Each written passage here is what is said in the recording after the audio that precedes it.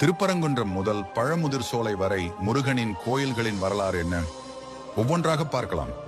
திருப்பரங்குன்றம் முருகனின் 6 படை வீடுகளில் முதலாவது படை வீடாக திகழ்வது.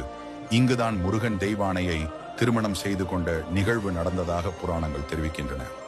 திருச்செந்தூர் முருகனின் அறுபடை வீடுகளில் 2ஆம் படை என்று போற்றப்படும் சுப்பிரமணிய சுவாமி கோயில் அமைந்துள்ளது. இவ்விடத்தில் முருகன் சூரபத்மனை அழித்ததாக கந்த புராணம் கூறுகிறது. பழனி முருகனின் 3ஆம் படை வீடாகும். நாரதர் சிவனுக்கு அளித்த ஞானப்பழம் தனக்கு கிடைக்காததால் முருகர் கோபம் கொண்டு ஆண்டியின் கோலம் பூண்டு இந்த திருத்தலத்தில் தங்கிவிட்டதாக புராணங்களில் கூறப்படுகிறது. சுவாமிமலை முருகனின் 4வது படை வீடு ஆகும்.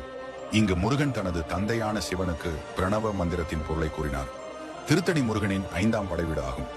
இவ்விடத்தின் மலையின் வள்ளியை முருகன் திருமணம் செய்து கொண்ட தலமாகும். பழமுதிர் சோலை முருகனின் 6ஆம் படை வீடாகும். முருகப்பெருமான் சிறுவனாய் வந்து அவ்வையார் சோதித்தது இங்குதான் என நம்பப்படும் இடம்.